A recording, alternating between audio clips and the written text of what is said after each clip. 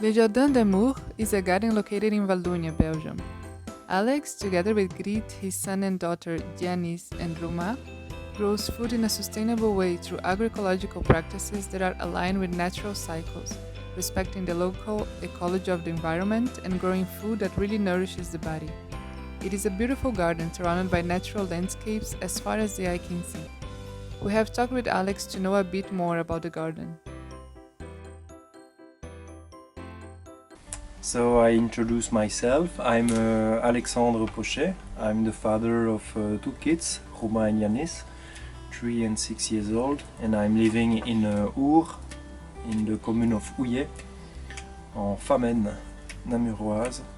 And I'm gardener since 5 years now, and I'm living in a yurt on this piece of land, and we grow. Almost in season 35 different kind of veggies. In winter much less, but that's my life. the garden, because for me it's more a garden than a farm for now. It's more agroecologic. It's more an agroecological project than permaculture project for me, because I try to adapt the crops with the land and with the soil that we have here. We not focus on certain type of beds like in permaculture or this kind of thing. We really try to find the best way with the soil and the land that we have.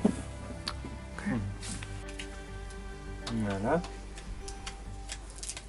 Et après, avec le couteau, tu grattes la base des feuilles supérieures. So I did this big change in my life like 5 years ago. I stopped working in the building site. We found this piece of land and we started the project. And I work like indépendant, like I don't know the name in English.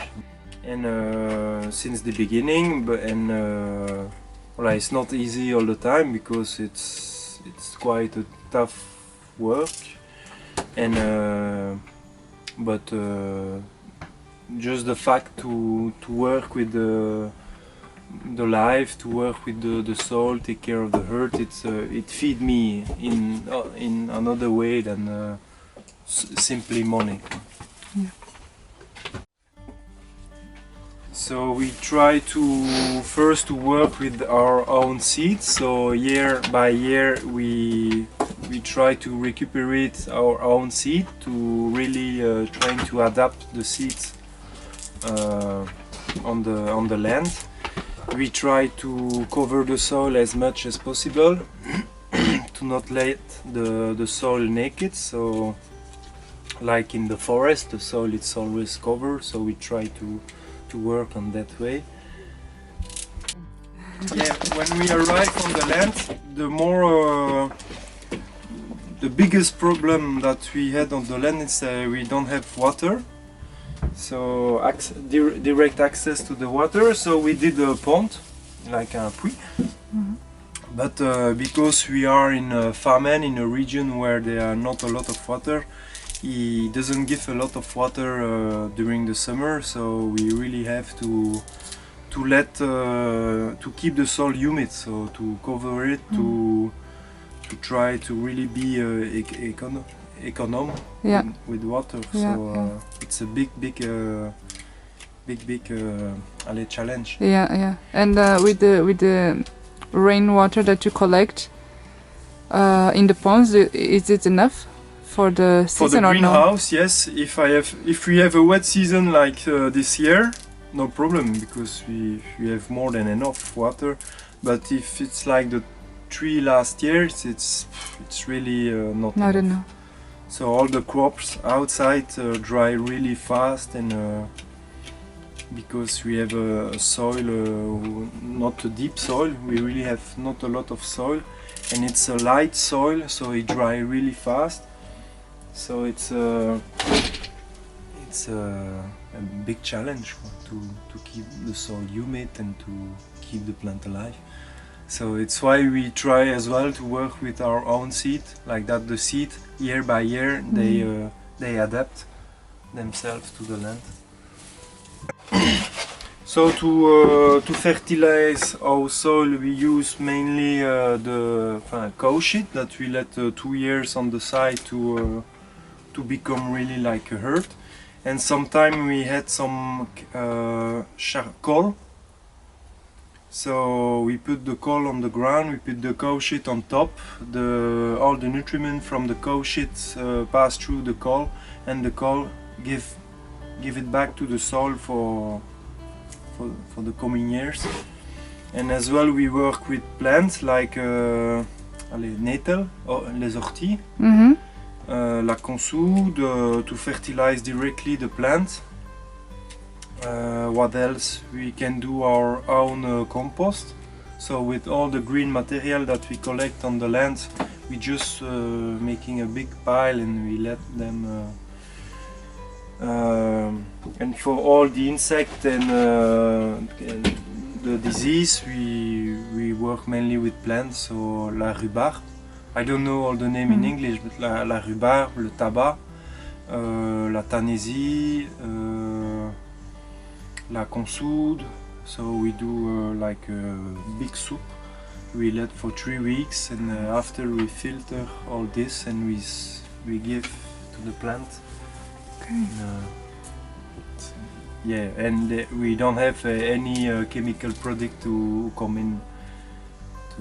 It's really the plant who heal the plant. Yes, amazing. And you also do intercropping and crop rotation, right? Yes. So we try to work on 5 years. So we divide the crops per family.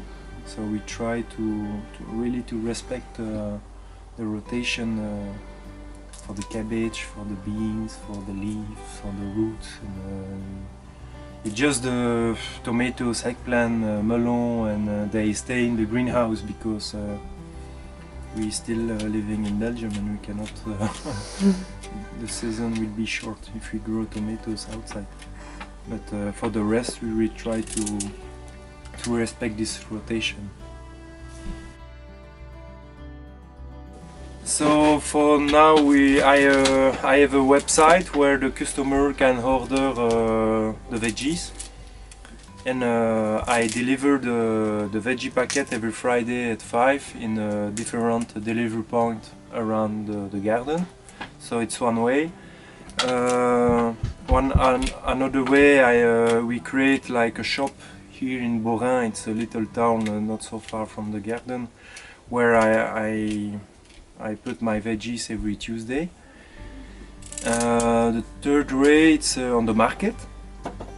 So during season, every Saturday morning I do market in the village. So I sell directly to the customers. And